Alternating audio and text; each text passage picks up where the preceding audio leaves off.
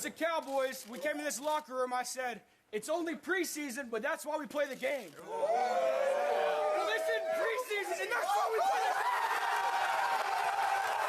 the game. What up, fam? It's your boy Aaron coming to you once again from First and Faithful on a Victory Sunday. Man, as crappy as last week's victory felt, even though the team won just with all the injuries, it almost felt like a loss, basically. Like, this is the complete opposite feeling. Team wins, obviously. Niners win 36-9, just beat the living daylights out of the Giants. But just seeing how they won, seeing this team come together, like, this is that, you have that feeling like this could be that season-altering victory, right? That victory that everybody looks back and says, that's the one that really did. Kind of like, I think, like the Steelers' victory last season, when they beat the Steelers last season, 5 turnovers, overcame all that, still found a way to win. I think that was that victory you looked at and said, this team may have a little something. This team can overcome. And I think that's what separates the bad from the good, and the good from the great is the ability to overcome, whether it's injuries or just things out of your control.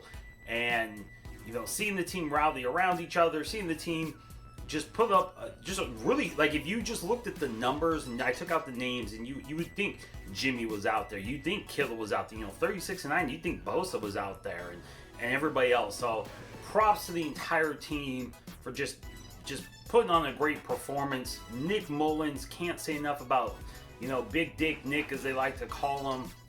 346, I think it was 343 yards and a touchdown, no interceptions, no turnovers, really great. The second half, I don't know what it was the first half, looked still like a touch rusty, a touch slow maybe. A couple of throws, made some good throws, some of the throws were kind of behind. Second half came out and was just, I don't know what it was, just settled down. 11 for 12, 156 yards and a touchdown. Threw some absolute dimes out there. I mean, he looked really, second half, he looked amazing. Defense all game, not a ton of sacks, but got after Jones. I think on defense, the only negative mark you could say is just the same thing that played them week 1 against Kyler. The ends do not contain, and they have Russell Wilson twice on the schedule. They have Kyler again. The ends have to learn to contain. So I'm sure that's something that Saul is going to be really hammering home on. You have to contain those edges. If they can lock that in, it's going to be really, really hard defense, even without the missing pieces. Hyder continues. I've been saying it for a couple of weeks now. If you've been watching my videos, I've been saying for a couple of weeks, I'm not upset about losing D4 because Kerry Hyder has stepped up, and every week it's just been balling. That's, like I said, that's why I have not been upset about Ford being gone. I don't care if Ford misses 3 or 4 more weeks. Who cares? Like, if Hyder's going to play like this, I'm not going to say you don't need D4. You always want someone of D4's caliber on the field, but is the team missing them? Doesn't look like it to me. Fred Warner continues to be just an all-pro. I say he is the best middle linebacker in the game. I don't care what anybody else says. With Keekly retired, and I think Bobby Wagner's still very good, but I just think Warner, what he gives you in coverage, in the run game, all over, just leadership, he's clearly, to me, the best middle linebacker in the game. Just a great performance all the way around. Really excited to see the team kind of, like I said, just come together. Kerry Hyder had a sack, and he did the Nick Bosa shrug as kind of an homage to Nick. So it's just great that you have a team of guys who all seem to really, give a shit about each other. They all seem to like each other. They all seem to really get along. And I think that's one thing that you see teams like this, they're able to weather these storms because everybody's playing for everybody else.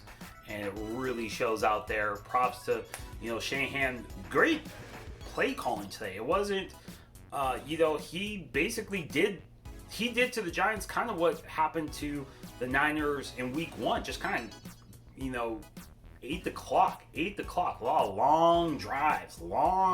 You could tell, the Giants started to get tired. Just kind of what happened to the Niners in game 1 against Cardinals. They just kind of started getting tired, and then eventually you break them. That's what happened to the Giants. Great job by Kyle. Can't say enough. And then this week just kind of begs the question with Nick's performance today. I said in my preview, I personally think if Nick played well today, then if Jimmy is not at 100% next week in time for the Eagles game, you play Nick again. You play Nick, I think, until Jimmy is 100%. Nick is showing you that he can carry the offense and they're just as productive or can be just as productive. I think you have a very winnable game against the Eagles next week. Week after that is Miami. I think you play Nick until Jimmy is 100%. This is, I hate to say this, it sounds kind of weird, but this is your chance to literally just rest Jimmy for the next 2-3 weeks. Just rest him. Give him 100%. It's, that's 2-3 games. He's not taking hits. He's not taking shots. And in a season where you're seeing people, just left and right go down, even today, injury after injury. If you play fantasy like I do, I'm sure half your team. I had Dante Johnson, the Steelers. He went down. I had Jordan Reed. He went down. Just you're seeing guy after guy after guy go down. If you can rest Jimmy for 2 or 3 more weeks and keep him from taking the shots and the hits and all that, I say do it. I can't stress enough. Do it. I think you'll see Shanahan, do that. I'm not saying that they'll bench Jimmy long term, just until he is 100%. And look, if he's 100% going to the Eagles game, then maybe you throw him out there. I think you let Nick roll again at least next week. Maybe you bring Jimmy back week 5 against the Dolphins, so he kind of gets back into the rhythm going into the week 6 showdown against the Rams. But I say at least play Nick next week. Give him that opportunity, and then kind of go from there. See how Jimmy is feeling health-wise. Another shout out to Brandon Ayuk. Great second half. First half didn't really do anything. Shanahan said he wasn't really happy with how Ayuk was playing out there. He just wasn't doing some things correctly. But second half was the Brandon Ayuk show. I mean, he really just came out and, a couple great catches. Had the jet sweep touchdown. Just kind of looked like Debo, like kind of a lankier Debo Samuel out there, which is kind of when they drafted him. That was the comp.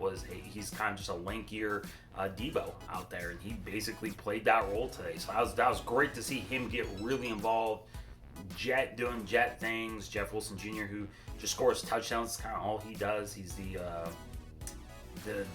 running back version of Chris Carter. He just scores touchdowns.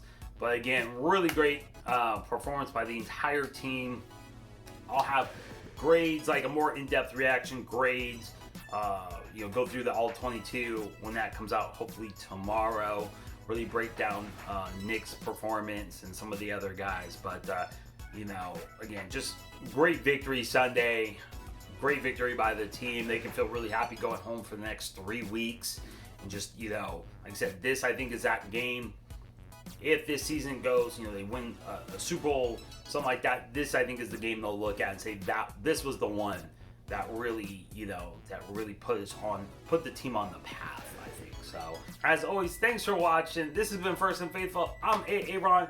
Enjoy Victory Sunday. Have a great one. Hey, thanks for watching First and Faithful. Here's another video I think you'll enjoy. Also, don't forget to subscribe. New videos every week. Appreciate all the support.